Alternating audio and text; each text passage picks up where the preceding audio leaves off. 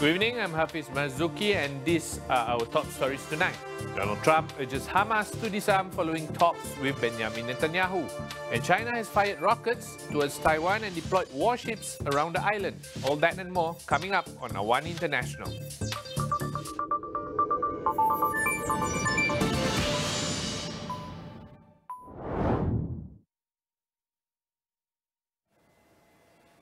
US President Donald Trump has warned Hamas it has only a very short window to disarm or face what he calls severe consequences. Speaking alongside Israeli Prime Minister Benjamin Netanyahu in Florida, Trump says the group must give up its weapons soon, insisting it had already agreed to do so.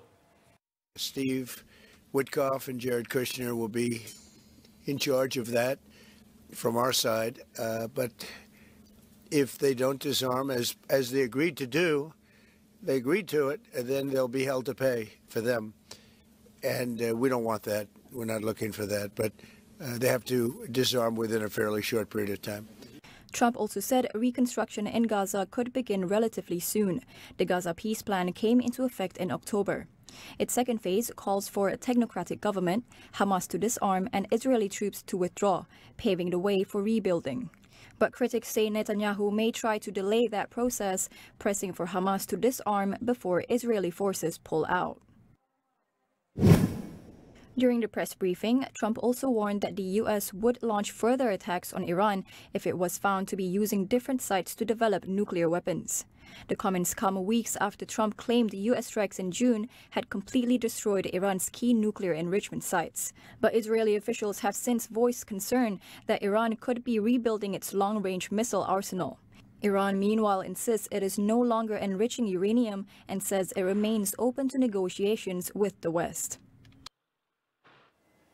China has fired rockets towards Taiwan and deployed warships around the island as it pressed ahead with the second day of its largest military drills to date. Beijing's military confirms live-fire exercises are taking place across 5 zones surrounding Taiwan and off the Chinese coast. It includes simulated airstrikes, assault on maritime targets, as well as anti-air and anti-submarine operations. The drills are China's most extensive scale and proximity to Taiwan so far, and are widely seen as simulating a blockade. They come just 11 days after the United States approved a record $11 billion arms package for Taiwan.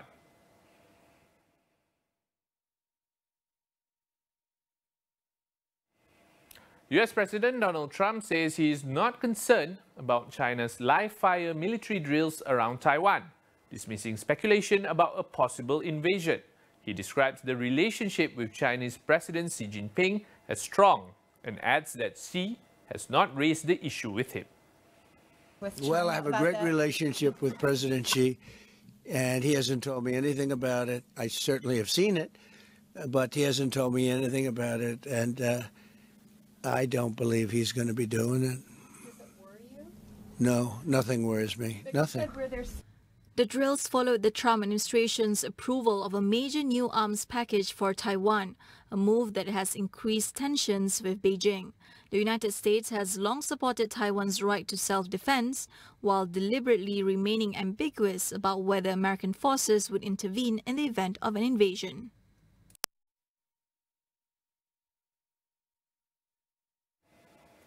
Now, those are the top stories. More news coming up shortly after the break.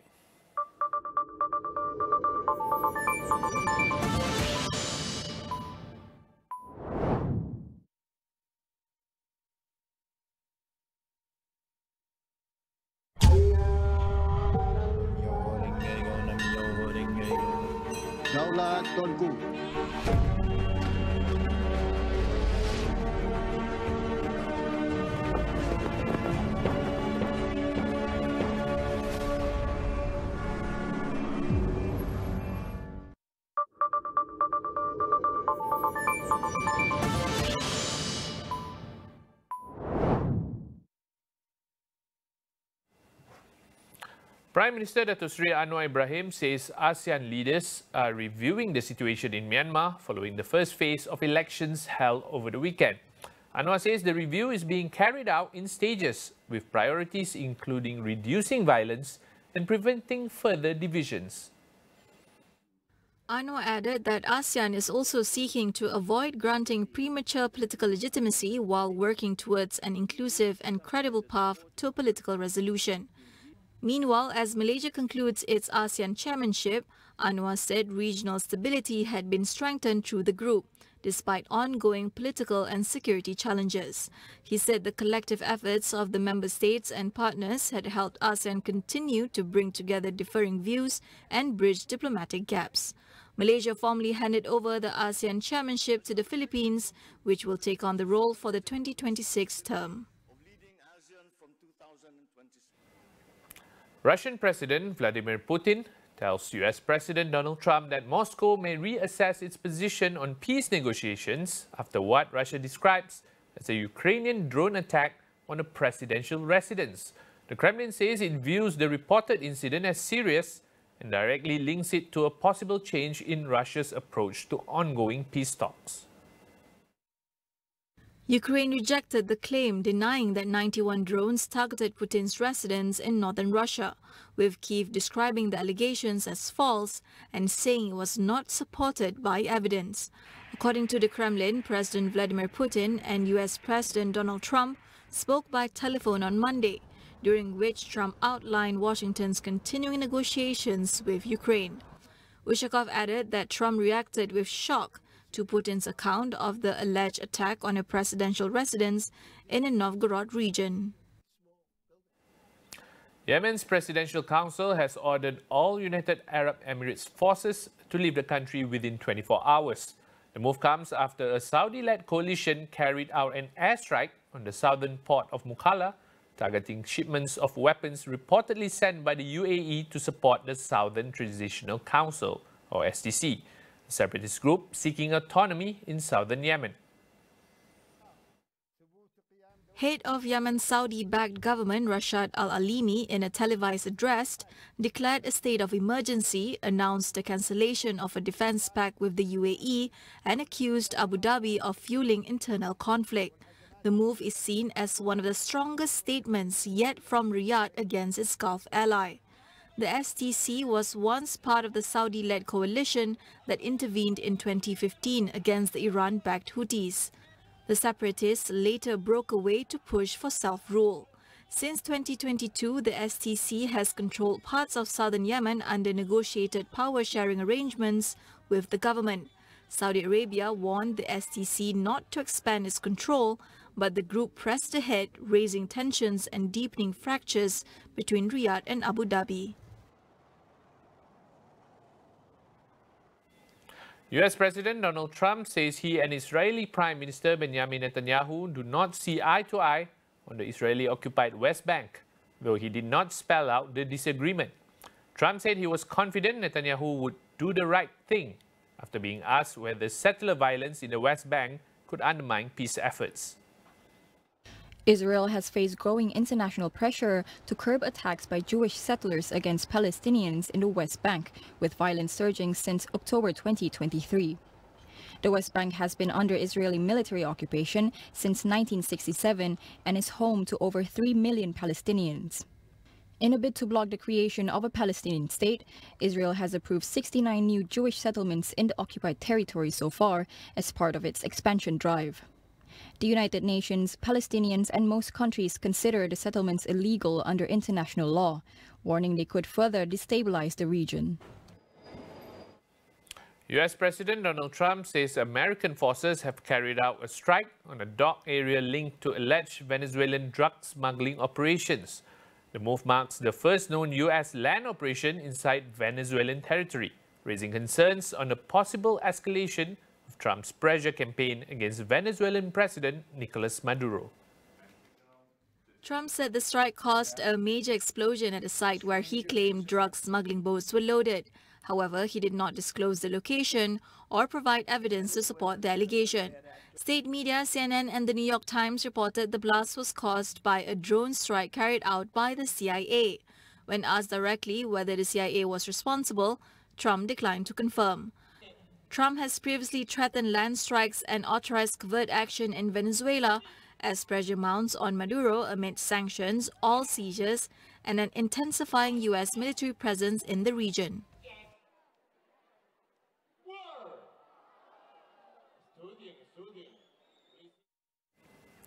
Turkish authorities have detained more than 100 suspects in a major operation targeting Islamic State militants. The raids come a day after a deadly gunfight in northwest Turkey, which left 3 police officers and 6 militants dead. In a town of Yalova, south of Istanbul, police conducted an 8-hour siege at a house a week after more than 100 suspected Islamic State members were detained in connection with alleged plans to carry out Christmas and New Year attacks. In Tuesday's operation, police targeted 114 addresses across Istanbul and 2 other provinces, resulting in 110 arrests. Turkey has stepped up efforts against Islamic State this year amid a resurgence of the group globally. Last week, the US carried out airstrikes against the group in northwest Nigeria at the request of the Nigerian government. Meanwhile, Australian police said 2 gunmen who attacked a Hanukkah event at Sydney's Bondi Beach this month were inspired by Islamic State, though they acted alone. Khalida Zia, Bangladesh's first female prime minister, has died at the age of 80 after a prolonged illness. Zia, who served 3 terms as Prime Minister, passed away in Dhaka, where she had been receiving medical treatment. Bangladesh has declared 3 days of state mourning. Zia's funeral will be held on Wednesday, after which she will be buried beside her late husband, former President Ziaur Rahman. Following his assassination in 1981, Zia went on to lead the Bangladesh Nationalist Party (BNP). After leaving office in 2006, Zia was convicted on corruption charges under the government of Sheikh Hasina and spent years in prison, a period that also restricted her ability to travel abroad for medical treatment. She was released last year after Sheikh Hasina was forced from power. The BNP said in November that Zia had been preparing to campaign ahead of general elections scheduled for February. With the party aiming for return to power, her son, Tariq Rahman, is widely seen within the BNP as a key political figure. 60-year-old Rahman returned to Bangladesh just last week after spending 70 years in exile in London. Israel has defended its decision to formally recognize the self-declared Republic of Somaliland. However, several countries question Israel's intentions, warning the decision could be linked to plans to relocate Palestinians from Gaza or to establish military bases in northern Somalia. Israel became the first country to recognize Somaliland as an independent state on Friday, a step it says is not directed against Somalia and does not rule out future dialogue between the 2 sides. The Arab League rejected any measures arising from what it called an illegitimate recognition, saying it could facilitate forced displacement of Palestinians or the militarization of Somali ports. Pakistan and Somalia echoed those concerns, citing past references by Israeli officials to Somaliland as a potential destination for Palestinians from Gaza.